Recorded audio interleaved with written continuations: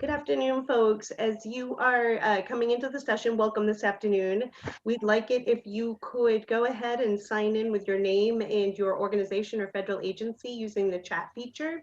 We have a little incentive built in for that. At the end of our last session, we will do a drawing for all of the attendees who have been part of one of our Lunch and Learn programs to win a $20 gift certificate to either Amazon, Starbucks, or Barnes and Noble. So the winner gets to choose which certificate that they would like. So go ahead and sign in using the chat feature. So I think we probably have most people. We have a couple people in the waiting room, so you can go ahead and let them in. All right. So very quickly, I'm just going to introduce myself. I'm not going to be here for the entire session. My name is Paige Farmer, and I'm a campaign support specialist for the SoCal CFC zone. And I, again, thank you all for being here today. You've got a great session, a very timely session, and a really great panel to hear from. So I just want to, again, remind folks to sign in using chat. And then also, we have kind of learned as we've gone on this in terms of viewing and the best way to view this.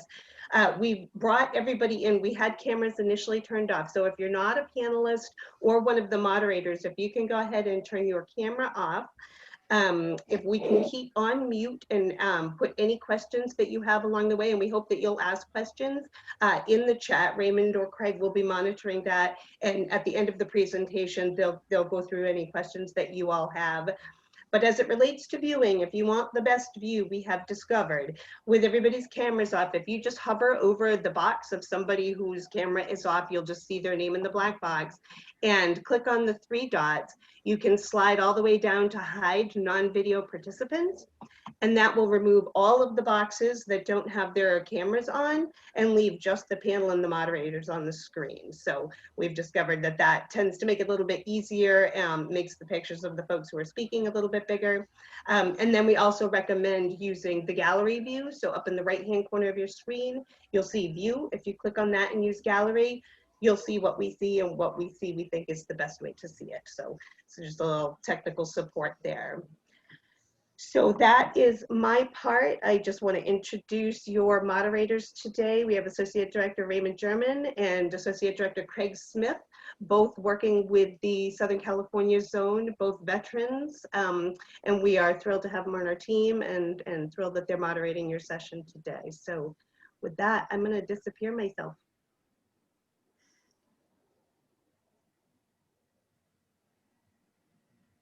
Thank you, Paige.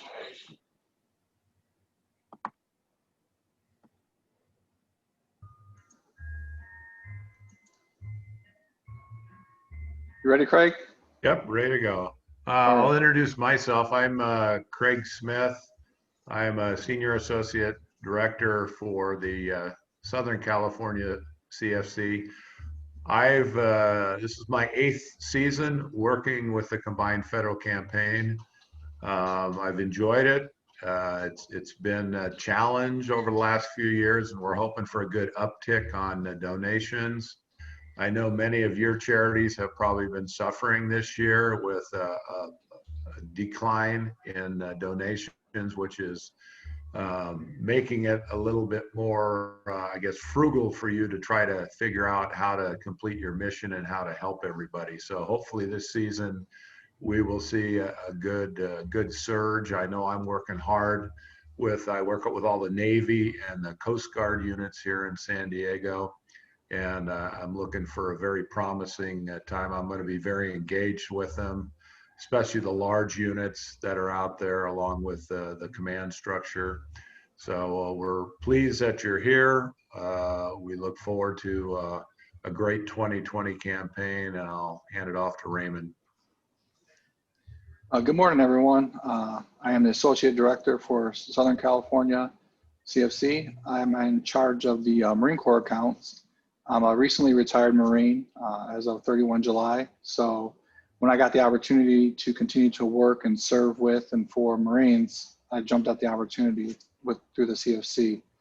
As many of you know, the CFC has been around since 1961.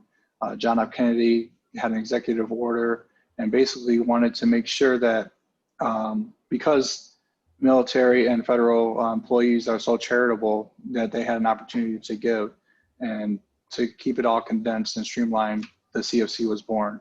So, and I know this year it's been tough due to the pandemic and everything that's going on.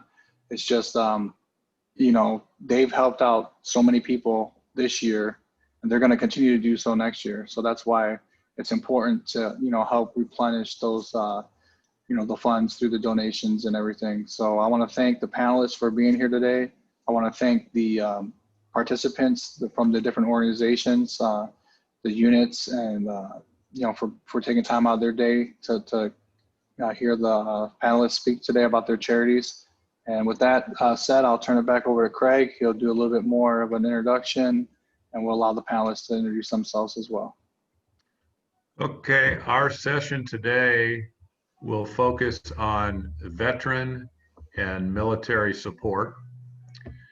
And I'm making sure my mic is on. Okay, it is. And more than 4.4 million heroes have served in the military since September 11th, 2001. The unwavering sacrifices made by those called to serve in our nation's defense can result in hardships for them and their families. Long separations, frequent moves, holidays and celebrations spent apart, and uncertain futures put incalculable strain on active duty members, their spouses, and their children. Additionally, many service members return from deployments bearing physical, mental, and emotional scars that they and their loved ones must deal with for the rest of their lives. It is ironic that those who defend our way of life are sometimes prevented from achieving the American dream themselves. In 2011, the veteran unemployment rate was 12.1%, considerably higher than the non-veteran rate of 8.7%. Approximately 200,000 service members are expected to transition to civilian life each year over the next 4 years. Military service should not prevent American families from thriving.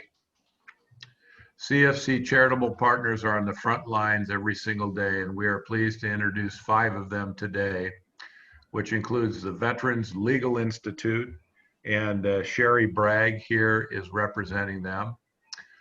Comfort Crew for Military Kids is Angela Salyer. Fisher House Camp Pendleton is Victoria Powell-Johnson. Paralyzed Veterans of America Cal Diego chapter is Abigail Cross. And merging vets and players, we have 2. We have Andi and Noel that will be helping with that today. All right, so at this time, Sherry, could you please introduce yourself and your organization? Yes, I can. Can you hear me? Yes. All right. Hello, everyone. My name is Sherry Bragg, and I am a senior staff attorney with the Veterans Legal Institute. I have been a practicing attorney for 33 years, and I'm honored to be here today. The VLI is located in Orange County, and as our name suggests, we provide legal services to low-income veterans and active duty men and women. We service clients in Orange County, in Los Angeles County, and in the Inland Empire. In fact, the Veterans Legal Institute is one of just a very few nonprofit public interest law firms in the nation that is dedicated exclusively to legal needs of current and former low-income military members. We provide legal services either directly or by placing those cases with our pro bono attorneys through our extensive network of pro bono attorney partners. We provide pro bono legal services in the areas of family law, landlord-tenant, bankruptcy and consumer law, veterans benefits and appeals, discharge upgrades, tax and small business assistance, and estate planning. And in the 6 years that VLI has been in existence, we have been able to serve over 8,000 veterans and restored over $2.5 million in veteran benefits. And most importantly, no veteran ever gets a bill from us. So I would like to thank CFC for inviting VLI here today to share with you our organization and our mission. Thank you. Thank you for the introduction, Sherry. We'll now move to Angela.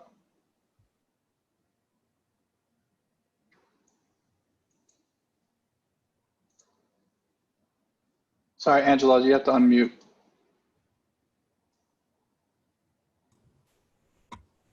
Okay, can you hear me okay? Yes. All right, thank you so much. Sorry.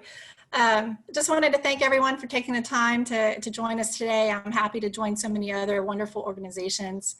My name is Angela Salyer, and I'm honored to serve as the Executive Director for the Comfort Crew for Military Kids. We are a national nonprofit founded 13 years ago to support our military children and their families. And we've been able to create programs and resources that address specific challenges and transitions just associated with growing up in a military family. So being separated due to deployments, reconnecting with that family member when they return from deployment, sometimes dealing with visible and invisible injuries of that parent when they return home, moving on average every 2 to 3 years, and sometimes dealing with grief over the loss of a loved one. Most recently, we've created material to meet the immediate need of helping children understand COVID. So during these challenging times, Comfort Crew just works to provide support that help families navigate these difficult journeys, overcome the challenges, and thrive. Our With You All the Way tour is a school assembly style presentation. We go into schools on and off basis all over the world. We've had the unique opportunity to speak to over 500,000 military kids. And the goal of that program is just to help kids become happier, healthier, and more confident. So we're able to address common issues that all kids face, whether it's bullying or doing your homework or facing your fears, but then also issues that are specific to growing up in military life. We've been able to not just talk to all of those kids, but really listen to them. And we've obviously had a chance to learn a lot about what kind of challenges they've been through and what kind of support they need. And so we've been able to create resources that we house in what we call comfort kits. And we have 4 specialized kits that I'll talk about a little bit later. But families can either come to our website. We have a military family web portal where they can request whichever resource they need, and we ship it directly to them at no cost. We also work as we receive bulk orders from all different kinds of groups that work with nonprofits. So it might be, military leadership or chaplains or school counselors or other nonprofit organizations like the ones that you're hearing from today. But I just want to thank everyone for coming again, and for CFC. I mean, they're recognized as, being the most inclusive workplace giving campaign in the world. So it's a great opportunity for us to be able to come and share a little bit of information, but just thank you for being part of this community. Well, you're very welcome, Angela. And we'll turn it over to Victoria with the Fisher House at Camp Pendleton. Good afternoon, everyone. Can you hear me? Yes. Okay, perfect. My name is Victoria Powell-Johnson. I'm the General Manager here at the Fisher House Camp Pendleton, and it's a pleasure to be here today, so thank you for having me. And you might want to know what the Fisher House provides. We are an actual house that provides a home away from home at no cost for families of patients receiving medical treatment at a military treatment facility. So our house offers comfortable accommodations that allow the military families to really focus on the care and the recovery of their loved ones.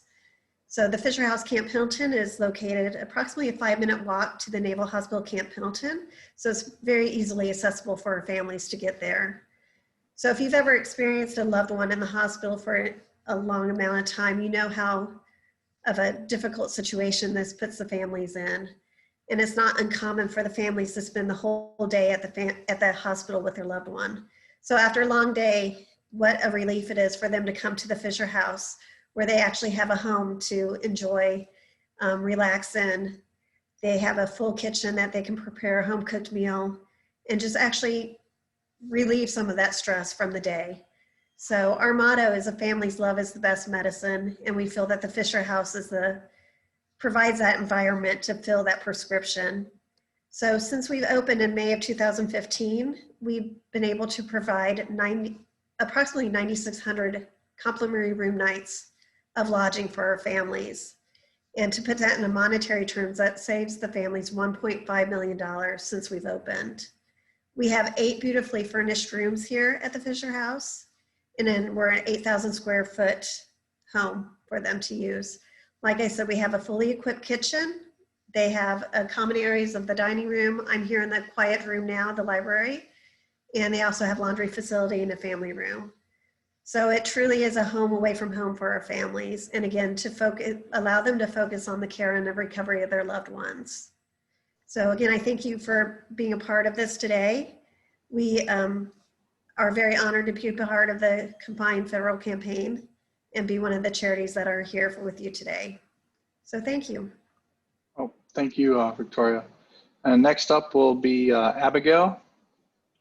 Hello, everyone. I'm Abigail with Paralyzed Veterans of America, Cal Diego chapter. I work with the executive director, the communications director, the government relations director, and board members to accomplish the goals and objectives of our organization. So our mission is to improve the quality of life of U.S. Armed Forces veterans and others who have spinal cord injury or dysfunction through the use of education, advocacy, research, sports and recreation, and communication. And we have been working at the SCID, Spinal Cord Injury or Dysfunction Unit of the Veterans Affairs Medical Center since 1981, and we continue to offer programs to inpatients and outpatients of the unit. Our programs focus on the holistic recovery of the individual, including recreation. We work closely with the therapists of the Veterans Affairs Medical Center to include needed services to our veterans with spinal cord injury or dysfunction. Now, despite this year's circumstances, we were still able to engage our members in safe outdoor activities. When normal activities can safely resume, we will again work with our members to provide programs, events, and activities. Our chapter programs include ocean and freshwater fishing, bowling, radio-controlled vehicles, festivals, arts and culture events, sports clinics, communications, just sorts of activities that will bring our members together with their families and caregivers, friends, volunteers, and others. So we are happy to be here as on this panel for the Combined Federal Campaign. Thank you. Thank you, Abigail. And our next up is Andi and Noel from Emerging Vets and Players. Hi, everyone. Thank you for being here today. My name is Andi Ward. I'm a combat veteran and the training and resource coordinator for Emerging Vets and Players. I know firsthand what it is like to come out of the military and struggle with the transition. It's very common for our veterans. I dealt with substance abuse, domestic violence, and homelessness. And it wasn't until I got sober and I found Emerging Vets and Players that I found a new team again, and it just changed my life forever. So Emerging Vets and Players, we bring together combat veterans and former professional athletes, and our mission is to give them a team again and a place where they can excel and grow, and a place where they can feel like they're never alone. And then later on, I'll get more into our program details, and I'll shoot it over to Noel to introduce himself. Hi, everyone. I'm Noel LaMontagne, and I guess I am the yin to Andi's yang in terms of the way that our organization MVP operates, and that as a former NFL player, there are a tremendous amount of similarities between the experiences, struggles, victories, and just overall life paths and searches for identity that veterans go through, as well as former athletes, Olympic, professional, college, really at any level. So I'm here to help Andi provide some perspective on MVP and what we do, and also just give a little bit of a different look at things. And just wanted to thank CFC for having us, and we're looking forward to being a part of the panel. All right, thank you, Andi and Noel. At this time, I just want to remind all the participants, if you have any questions for myself, Craig, or any of the panelists, to go ahead and put those in the chat. I think Craig has a question for the panelists.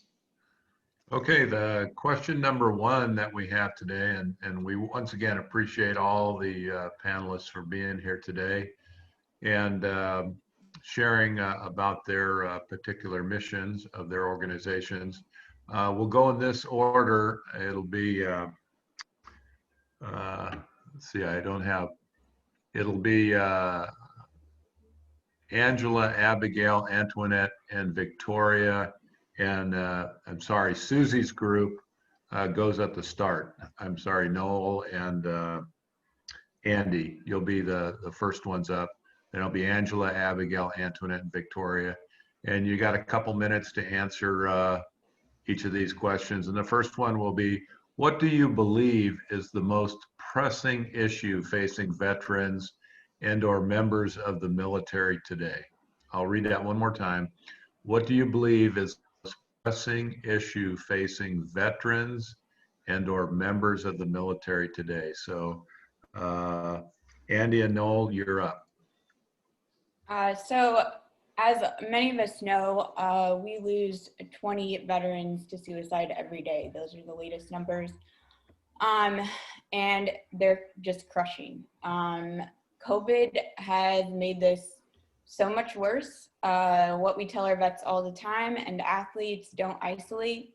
So with COVID, everyone is now being told to isolate. And I think now as a society, we understand what it means to be all by ourselves in our homes with our thoughts and how much of a toll it's taken on our mental health. So yeah, Noel. Yeah, and I think to build off of Andi, the lack of identity that many veterans and as a former professional athlete, I can speak to, and I've worked with professional athletes for the bulk of the last, since my retirement over the last 17, 18 years. And being a part of this organization, as I noted earlier, I see so many similarities in that veterans who are no longer in service or are not in service to the same degree they were when they were deployed or training to be deployed, just like athletes who are no longer in the locker room, no longer have that association with that mission, with that task that they're working towards on a weekly basis, on a monthly basis. And when they lose that connection, it's a difficult transition in order to re-identify with what is really most important, which is them, which is their own individual existence and what matters to them, what gives them hope, what drives them. And our organization is really focused, especially during COVID, but even leading into COVID, that connection between individuals and helping to empower who they are and what they've done and what makes them special. So that loss of value, that loss of identity leads to this exorbitant suicide rate. In professional athletics, we see a high degree of divorce, bankruptcy, unemployment, homelessness, suicide has increased over the last several years. So creating a sense of community, creating a sense of identity, and giving people the power of their own voice and making sure that they understand that everything that they did to achieve when they were in the military or when they were in athletics is equally important as they move into civilian life and life after sports. Well, thank you, Andi and Noel. I really appreciate your response. And as Craig said, Angela, you're up next. Thank you. So I would just add one component to that question if I can, and just expand it a little bit to include children. And that's our focus. So that's how I'll answer. But in addition to just talking to so many military kids and sitting down with military families and hearing from them, there are oftentimes these reoccurring issues that we hear. Oftentimes that includes, problems fitting in, feelings of isolation and loneliness, or really just not having the feeling that people understand what they're going through. And there have really always been these feelings of isolation, whether it's through, having a parent deployed or returning home, having parents divorcing, all kinds of issues that are typical to deal with. But now, due to this pandemic, we're also seeing these feelings of isolation and separation, sometimes from school, teachers and counselors, but also from extracurricular activities, opportunities to just make new friends or make new connections. And so it's really important that we're working to mitigate the negative effects to the children as well. A lot of times, people don't realize that we still have so many deployments that we're dealing with. It's not uncommon for a child that we're working with to have a parent who's been gone really half their lives. And so we're talking about 6, 7, 8 deployments just back and forth throughout that time frame. So, though minimal research has been done on the lasting effects of deployment, we still have so many going on. And experts believe that families, are living with these scars and will be for a decade. Well, thank you, Angela. And I know personally, family comes first for a lot of the, for the military, and commands support that. So, thank you for your response. Next up will be Sherry. Yeah, thank you. Even though I work on the legal side of things, I tend to agree with Andi and Noel that one of the most pressing issues today for our veterans is mental health and suicide. As Andi mentioned, approximately 20 veterans and active duty military men and women die by suicide each day. That means that over 6,000 veterans take their lives every year. And did you know that today more veterans are dying by suicide each year than service members have been killed on the battlefield in the last 18 years? So that's a real tragedy. In addition, mental health issues, including depression and anxiety, contribute significantly to other issues such as joblessness and homelessness. And we see a lot of that at VLI. In addition, veteran mental health issues and suicides are only increasing in the wake of this COVID-19 pandemic and its direct and indirect effects on things like employment, housing, and food insecurity. Thank you. All right, well, thank you, Sherry. And next up would be Victoria. Thank you. I believe the most pressing issue that our veterans and military members are facing today is definitely the transition from military life to civilian life, but also just the decrease in veteran benefits, as well as an increase in expenses in healthcare and expenses around all around. So that's my thoughts on that. Thank you. Hey, Raymond, I think we missed Abigail. Did we? Oh, yes, we did. I'm sorry. Didn't mean to skip you, Abigail. No worries. So from what I believe, the most pressing issue facing veterans and members of the military today is understanding their access to proper care, communications, and community. So what I mean by that is care as in healthcare, the VA system, of course, to get the resources they need, but also the navigation of that system, claims and benefits, the various disability levels that our members face on a daily basis. We need stronger communications so that we can link our veterans together, our military members together, and build a place of community, shared perspectives and values. And what that's going to do is give greater accessibility so that all can participate with reasonable accommodations. Thank you. Well, thank you, Abigail. We are doing really great on time. We're almost right on the dot.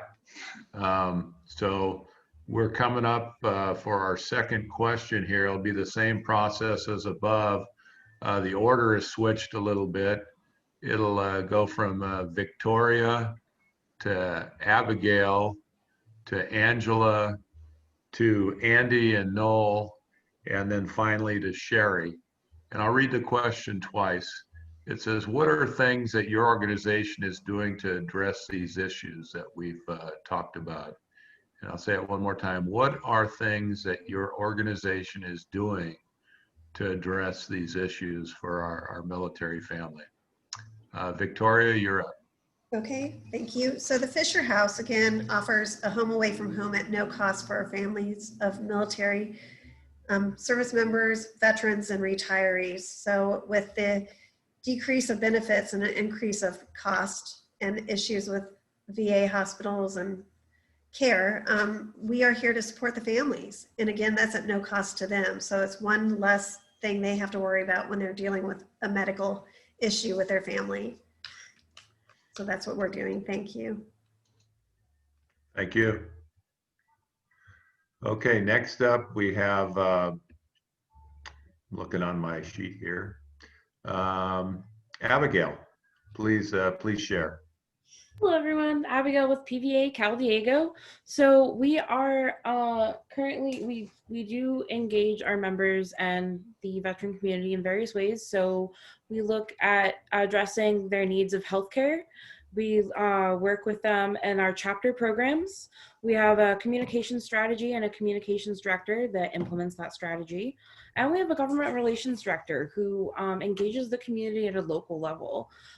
So in the healthcare area, we have a national service officer who actually is right located inside the unit, inside the spinal cord injury unit, inside the VA hospital, to better address the concerns of our members, of our inpatients. If they have an issue in the hospital, they can bring it right to us, the chapter, we're located there, or our national service officer. And at the chapter, we actively engage patients in and outpatients through therapists, including therapeutic recreation. Even with our current COVID restrictions, we still can, in ways, remotely engage these members. We work with the community and families. We put an emphasis on family and really the support system that surrounds our members, our paralyzed veterans. We believe that secondary rehabilitation is recreation and recreation is living. We have various programs that address the needs of our members, including our patient recreation and community reintegration program. And we are currently taking steps to engage our members more virtually. So through Zoom, through email, through whatever way we can reach them at this time. And then our government relations director works closely, and our chapter really, we work closely with the community as well. But our government relations director really engages actively with city, state, and federal representatives here in San Diego and others. And they advocate for the accessibility of our physical and built environment, but also the inclusion in society that our the veterans with disabilities really need, and our communities really need. We need more people participating, more active participants for a better community for all. Thank you. Thanks, Abigail. Appreciate it. Angela, you're up next. Thank you. Well, I spoke a little bit about our programs earlier. All of our resources developed with the help of psychiatrists and psychologists are really designed to help provide strategies to build resiliency for children as they face these transitions. And all of them are designed for school-age children, and with the goal in mind of helping increase communication with the whole family, to help kids kind of understand, manage, and express their feelings, to let kids know that they're not alone, kind of validate their feelings, and give them strategies on how to advocate for themselves and for each other. And so, like I mentioned before, we have 4 specialized kits. We have a deployment kit, a reintegration kit, an injury kit, and a grief kit. And like I said, families can request those when they need them. We ship them directly to them at no cost. But all of our resources really have these core components, even though they address different issues. I just happened to grab a deployment kit here, but just to kind of give you an idea, they all come with an animated movie that really talks to kids in their own language about what they're going through. And this kind of helps them, let them know that they're not alone as well. Each one has a writing journal that uses those same animated characters to help them express their feelings. So this, again, is the deployment one. So everything from a map to a calendar to who's doing what chores while they're gone. This one has Daryl, his brother, is getting ready to deploy, and it talks about how it helps when he talks to his family and friends. So it asks them to write down 5 people that they can talk to. But just a great way to kind of help them prepare for any situations that they might have come up. There's a family guidebook in each one of our kits that's providing strategies to the parent on how to talk to your kids about some of these challenges. Each kit, of course, comes with a little plush animal. So this is Cuzzy. Cuzzy's the comfort and companionship in the kit. And then each one comes with unique items for that particular kit. This one, this is actually my favorite, but just really small. If you can see, there's 2 identical dog tags that say "with you all the way." So one's for the parent deploying and one's for the kiddo who's at home, just to have something tangible to help keep them connected. And then just a really nice little box to keep pictures and mementos and just memories to help them. It can also be a great way to connect once they return home. So again, we're able to just provide these resources when families need them, and work with our distribution partners to get those out. Okay, well, thank you, Angela. I appreciate that. That's Thanks. a pretty cool thing. I'm learning a lot about some of the charities today. Me too. There are so many out there, but I'm Yeah. especially akin to the veterans ones myself. Andi and Noel, go ahead and share about what you guys can do. So MVP has 5 chapters nationwide, and we used to do in person, and then due to COVID, we quickly pivoted, and that week we changed everything to Zoom. And so this has kind of been a blessing for us because it enabled us to reach veterans all over the country. So what a session looks like, we have 30 minutes where we work out. This just helps us connect to each other. It promotes vulnerability, it releases endorphins, and then we get in a huddle and just talk about whatever's going on in our lives. And this is just, being in these huddles is incredible. Last night, we had someone talk about something during his service that was very difficult for him and caused flashbacks and triggers. And now typically this would happen and a veteran would be isolated and not know how to deal with this, or try to reach out to the VA and maybe be able to be contacted to a mental health specialist in a week or so. So here we had a group of, we're all peers and we've all been through this. So immediately there was like 10 numbers in the chat. He put his number in the chat and we'll connect with him all week.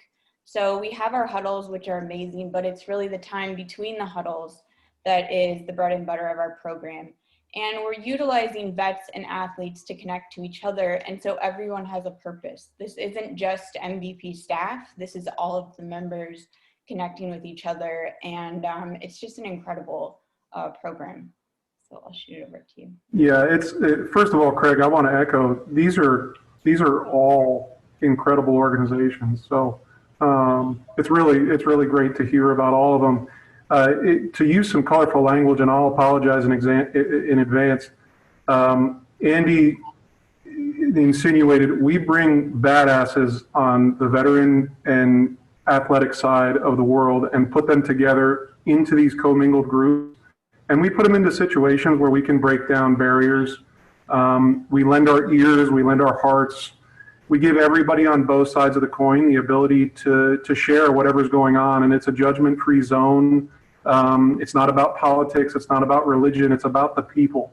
So the staff helps to drive things, but it is a membership-driven organization that breaks down barriers and opens up pathways for people to heal and to work through things that have forced them to retract from society, retract from their lives, their families, their loved ones, work through confusion that can lead to a lot of the isolation and a lot of the more severe problems that I think everybody on this panel has talked about in the veteran community.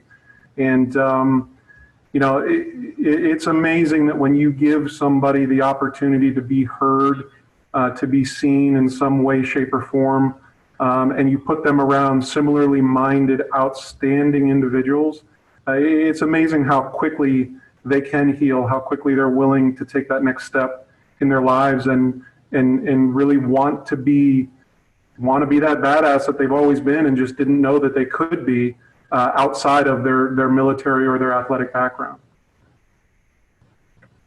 Thanks, Noel, and thanks, Andi, for sharing that.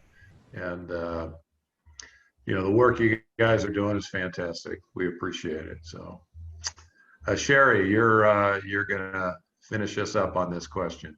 All right. Hello again, everyone. So the Veteran Legal Institute provides our military clients with access to the law so that they can enforce and protect their legal rights. So we are on the front lines with our veteran and active military clients, helping them to ease the stress of everyday living by providing free legal services when the veterans are threatened with, for example, evictions and homelessness, when they need help expunging their criminal records so that they can obtain gainful employment, when they need to pursue discharge upgrades so they can access greater medical VA benefits to help improve their lives, or when they, for example, need help proving service-connected disabilities so they can obtain additional VA benefits. During this COVID time, we have virtual clinics where we meet with clients and counsel them. We represent our clients in court, in administrative proceedings, and in negotiations. And once again, you know, our legal services are all free, and we have a pretty good track record. Thank you. Thank you, Sherry. Thank you. Hey, Raymond, I'll ask question 3, and then I'll let you go into all the chat questions that are coming up after this question, okay? Sounds good. Sounds good? Okay. The final question for today is, how can we do better as a society and as federal employees to support our military members, veterans, and their families? And we'll go in the order of Abigail, Victoria, Angela, Sherry, and then we'll finish up with Andi and Noel. And I'll read that question one more time. How can we do better as a society and as federal employees to support our military members, veterans, and their families? Okay, Abigail, you're up. Cool, thank you. So we believe that if we can educate ourselves, be more aware of the concerns facing veterans with spinal cord injury or disease dysfunction, or really all members of our community with disabilities, we can do better. If we can create a community more aware of veteran service and accommodations needed to fully participate in society, that will help as well. Also, we need to continue education based on scientific evidence. For healthcare providers to ensure the best care is available, greater communication and coordination among public and private programs that serve veterans and their communities, as well as just more people, more individuals participating and really engaging with veteran service organizations on military bases or even with nonprofits that serve the military and veteran population. Thank you. Okay, thanks. All right, let's see. Who did I say was up next? I have Victoria. You're up. Okay, thank you. I think as a society, we can do better by just letting the veterans and their families know that there's resources out there available to them, and a lot of them at no cost or a lower cost for them, and just a better transition when they get out from the military life to civilian, and to know that there's resources out there for them. So thank you. Okay, thank you. Okay, Angela, you're up. Thank you. I think first, just recognizing the sacrifices that our veterans and service members and their families are making can certainly go a long way. With regards to children specifically, we like to remind people that they didn't necessarily choose to serve. They didn't raise their hand and ask for their parent to be gone so much or have to move every 2 to 3 years, but they're still making these big sacrifices. And I think recognizing that and just validating their feelings that come along with that can make a big difference in their lives. But all of us have something unique to offer, and whether again that's participating in CFC or using your expertise to help and volunteer with one of these organizations, all of that can make a big difference as well. And obviously, just by everyone that's here today, shows me that you care about our veterans and their service members, and that you would take time out of your day to be able to learn. I mean, that's a big point, is just learning. I've learned so much about the other organizations that are on here today. I can't wait to follow up and connect. But so grateful for all the work that they're doing, just some wonderful, wonderful things. And I think together, we can all have a lasting and powerful effect as we work together to strengthen military families. Okay, thanks, Angela. Appreciate it. Sherry, you're up. Thanks. That's a good question. And of course, there's no easy answer here. We in the community, I think, who deal with veterans every day need to be better at recognizing the warning signs of veterans in crisis. Then we have to have community partners that we can call on for immediate assistance. So awareness, communication, and community are key at the local level. At the federal level, I think our government can be much more open to non-traditional methods of treatment for some of our veterans in crisis. So since the start of the wars in Iraq and Afghanistan, funding for veterans' mental health care has increased fourfold from 2.5 billion to 10 billion a year. However, even with all of that increased funding, the number of veteran suicides remains generally static, with, as I mentioned before, more than 6,000 veterans taking their lives every year. So what is clear after 2 decades of a suicide epidemic is that funding more of the same treatments and approaches is not the answer to resolving this veteran suicide crisis.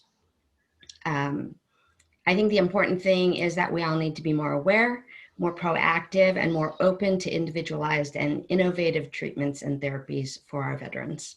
Thank you.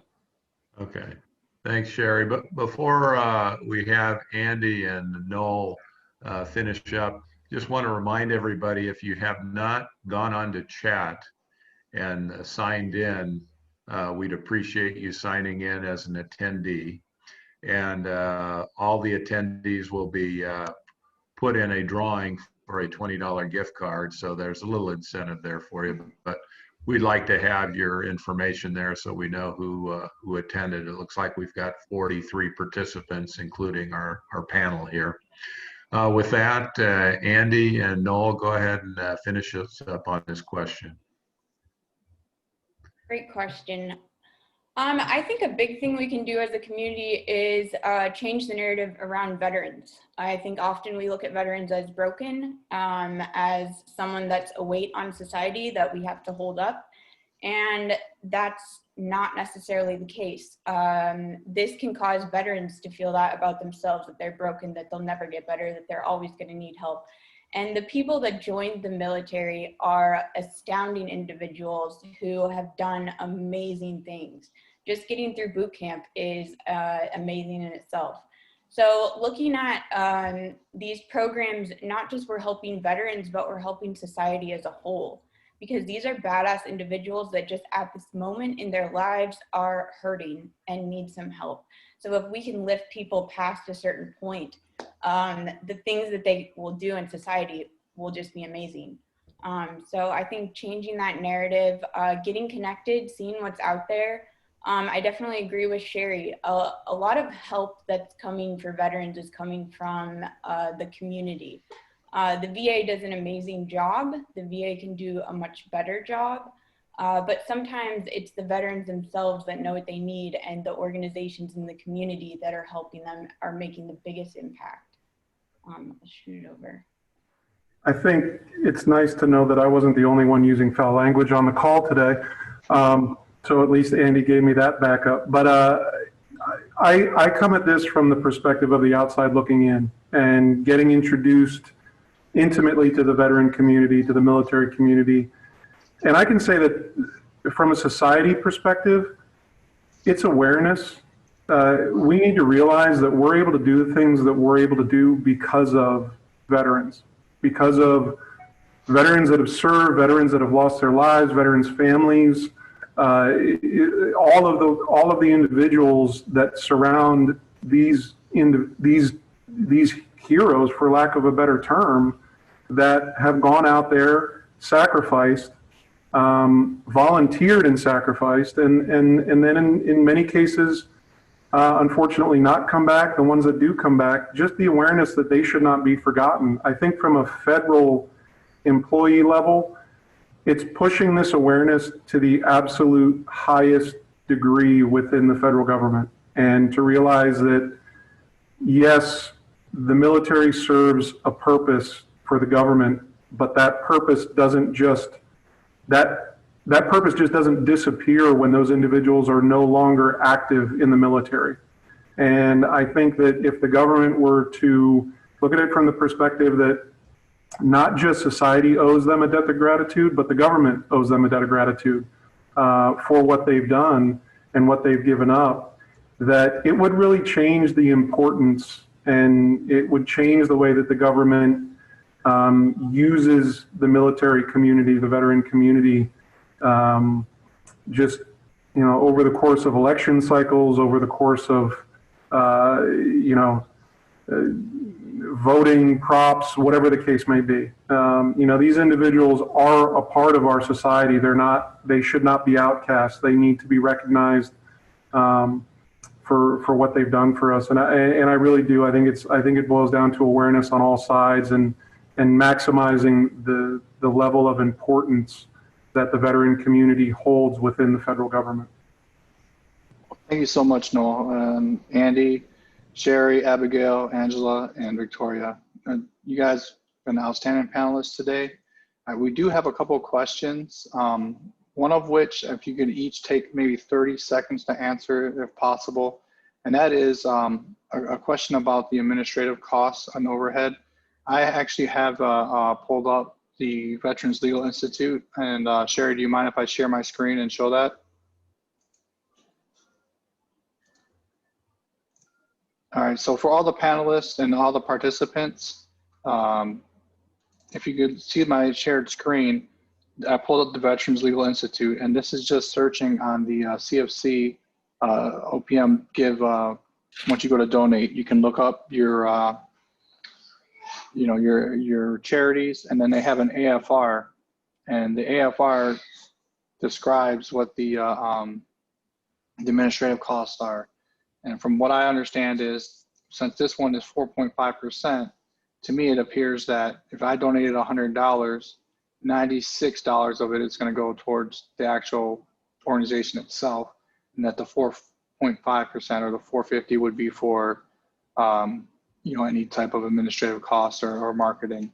I will stop sharing real quick, and then I'll turn it over to the panelists to answer for their organizations.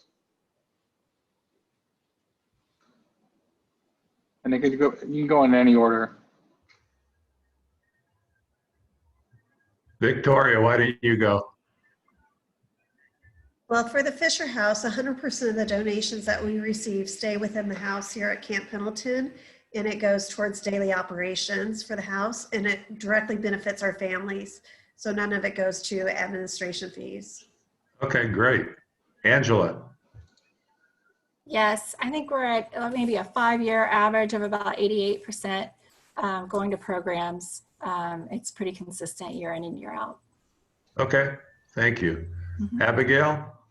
Yes, PVA Cal Diego is at about 93% of our donated monies going towards program expenses. Okay. And Sherry, we already know about what, 93.5% go to program to help out? Okay, and then Andi and Noel, one of you can take that.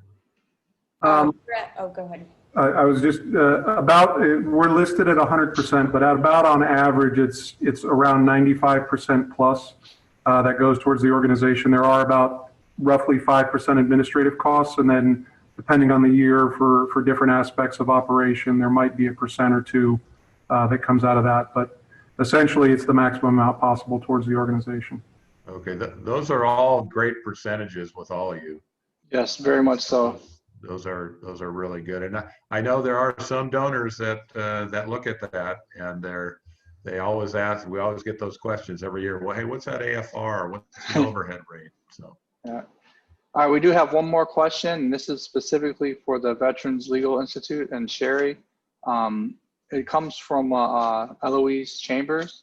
She's asking, are disabled spouses of active duty members able to receive services from your organization? For example, help with or assistance in incorporating a business or starting a business. Yes, absolutely. We provide legal services to active and retired military members and their families.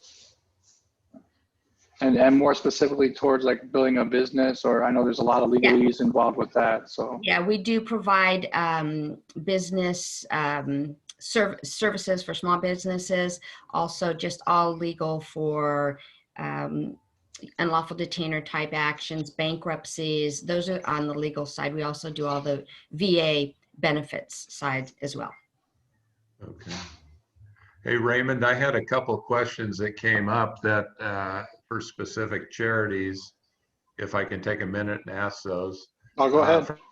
On Victoria, I know during the heat of Iraq and Iran, all the battles, you guys were extremely busy. I know Pendleton is fairly new. There's a Fisher House down at Navy Medical Center, San Diego, that was very busy. Are you guys tapering off a little bit, or are you still pretty high occupancy? We are tapering a little bit. We've modified our operations due to COVID. So we're running the houses at approximately 50%, just allow ample space for social distancing. But definitely there's still a need out there for our families. Okay. And Sherry, with the legal services, I'm familiar with the various veteran stand downs they do throughout the country. It started here in San Diego through VBSD. Do you guys participate in any stand downs ever with some of your legal service? Because I know there's legal services there. I don't know if you've incorporated in those. No, we have not. Okay. Are you familiar with the stand down? Yes. Yeah. So it's stand down this year is they're only going to have a 1-day one here in San Diego on the 22nd of November. COVID has really limited all of us in what we do. So, and then Noel, I want to tell you, you and I have something in common. I played college football for your college football coach, George Welsh. At Navy. And his staff. Coach Tom O'Brien was my offensive line coach. I was an offensive guard, just like you. He was my offensive line coach as well. So we have both suffered the same pain, and I have a tremendous amount of respect for you. Although you could have maybe softened both of those gentlemen before I got to meet them. There's no softening to those guys. No, there's not. There's not. Raymond, did you have any other specific questions? No, I just want to thank everyone today. I knew about the Fisher House. I knew about the Veterans Legal. MVP's a newer charity that I'm learning about today that I think is outstanding. I'm a huge sports fan. Unfortunately, I'm from Detroit, Michigan, so our sports teams haven't been doing too well lately. But I just know that there's so many sports, football players, basketball players, NHL, and all the different organizations. They really give back, and just to know that there's another organization out there supporting our veterans. That just, to me, I recently retired. People, you talked about the transition for for us it's hard, but then it's hard on the families, like what Angela was saying. So there's just to know that there's support out there, that there's organizations that support us directly. To me, that's that's a little bit uplifting, and for me is just to be able to continue to give, to continue to serve. And I think every one of you have done that and supported us. So I thank you again. Craig, you have any last parting words? Yeah, we really appreciate you being here. I learned a lot today. We've got our charity listing out there that's out in the hands of everybody that talks about each and every one of your charities. I verified you're all in here and your little blurb. And I want a shout out to a lot of my agencies that I'm working with. I see NIWIC on here. I see NAVWAR. I see Essex. I see Anchorage. Thanks for being here. I hope this has helped you. I'm really impressed with the people that joined us. And I want to thank Paige Farmer, who I think is on here somewhere, maybe listening. She's the one that organized these. We've got 2 more of these coming up in the next 2 weeks. So you're all invited to, and based upon the cause of the week, join us for those. So yes, thanks, Raymond, and I'll hand it off to you to sign off. All right, final words. As Craig said, the next week's session is health and well-being. So there will be another lunch and learn invitation sent out. Be on the lookout for that. And I know for the Marines, I'm talking personally, they had Tuesday, Wednesday, Thursday off. So I'm going to get them a recording of this so that way they get the word as well.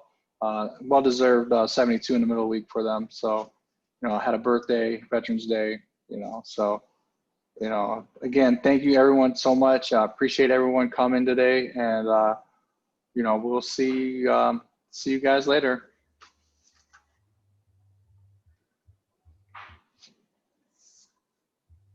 Thank you. You're welcome. Thank you. Thank you so much. Thank you.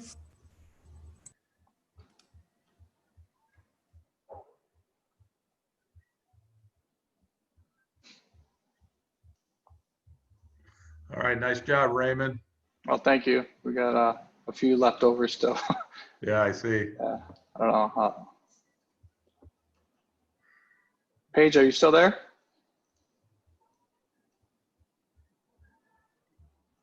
Doesn't look like it. Okay. Well, I'm going to go ahead and stop recording. No.